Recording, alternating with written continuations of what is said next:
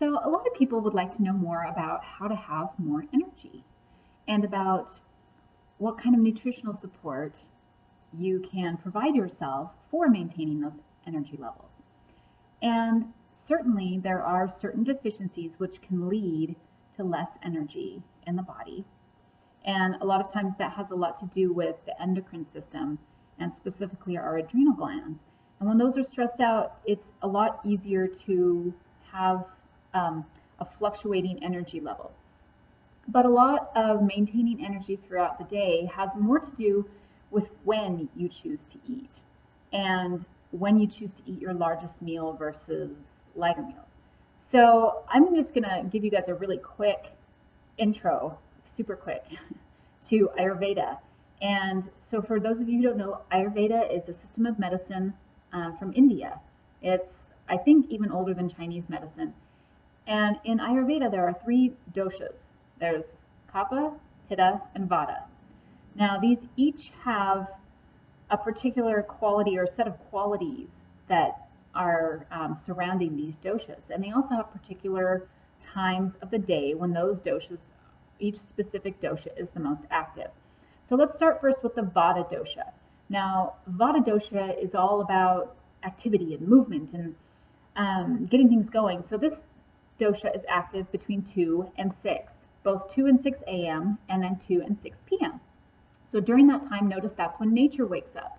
All the birds are chirping and nature's just getting, the sun's coming up a lot of times in the summer at least. And that's just this really active, kind of sporadic, flighty sort of energy. Now, the next dosha, which is from 6 to 10, both AM and PM, is the Kapha dosha. Now, this one is much more slow and heavy. And notice that if you wake up after 6 or if you wake up close to 8, it can feel nearly impossible to get out of bed. And that's because this dosha is just all about relaxation. And like I said, this kind of slow and heaviness. Then you have the dosha Pitta, which is from 10 to 2. Now this dosha is the one that correlates most to strong digestion, this fire. It's kind of got this fiery energy. So Pitta people tend to be hot. And this is the time of day from 10 to 2, both AM and PM, which is the best time for eating a large meal. So and each one of us has a completely unique breakdown of each of these 3 doshas. And in Ayurveda, once you figure out what your dominant dosha or doshas are, the idea then is that you balance yourself out by bringing in more of the deficient doshas or the ones that are less prominent in you. So let's just look at what a typical day would be like if you wanted to balance your energy using the energy of nature and these doshas. So let's say that you wanted to wake up and feel refreshed. Well, let's go to the night before actually. One of the things that in my experience and from everything I've read is very important is that you don't eat past 8 o'clock at night.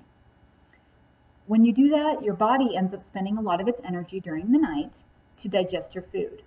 And then 2 things happen. 1, you wake up not feeling as rested, and 2, you wake up starving.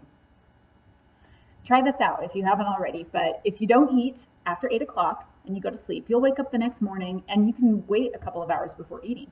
But if you eat right before you go to bed, you'll wake up ravenous. And I'm sure that partly has to do with just, the stomach being larger or whatever. But so that's the first tip, is to not eat past 8 o'clock. If you drink water, drink something, you can drink something after that. But then let's say you want to wake up before 6 and feel rested. Well, if you, and feel energetic for the day. If you do that, if you wake up at 6 or slightly before, you're much more likely to feel energetic. Then if you wait through that Kapha period, and then you wait until the Pitta period to eat anything. And then traditionally, or typically, if you would really like to benefit from these energies, you would have your largest and heaviest meal at noon. That's when you will have the most digestive fire and strength for digesting that meal. So let's say that want to have some kind of a green drink or something, at 8 or 9 or 10 o'clock in the morning. That's a perfect thing to have during that time of day, because it's not going to require a lot of digestive fire on your part. and it's going to prolong that intermittent fasting period that you've been dealing with over the night or through the night. So then you eat your largest meal then, and then kind of just snack the rest of the day. And when you get to 6 o'clock or 5:36, that's a great time to have a lighter meal, like a salad or just a couple of mono type foods. I like salads for dinner just because it's a great way to just, finish off your day. You can, if you chew your food really well, a smaller portion of food can last you and fill you up. And of course, eating foods that are higher in greens, in green energy, have more magnesium in them.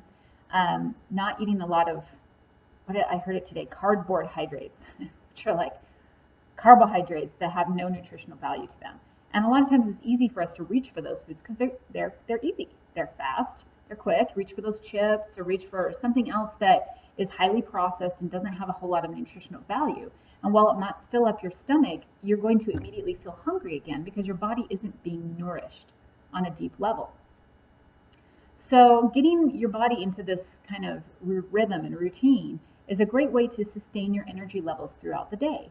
Now, if during that day you start to feel a little dip in your energy, one of the great things you can do is to breathe. Just take 5 or 10 minutes and focus on breathing very deeply. I like to just start with inhaling for 3 or 4 seconds, exhaling 3 or 4 seconds. And then you just start to increase that until you get up to 10 or 15 seconds on an inhale and an exhale. What you'll notice is that as your body and your brain gets flooded with oxygen, you have a lot more energy. You're not nearly as sluggish as you were. Another great way to increase energy levels during the day without having to eat something is to just get a little bit of exercise. If you're sitting down all day, get up and do a few push-ups, or go walk around the block, or just do just something to get the blood and the energy moving in you a little bit better. And I think that you'll feel a lot better. So those are just some quick tips for maintaining your energy levels throughout the day. And thanks for watching.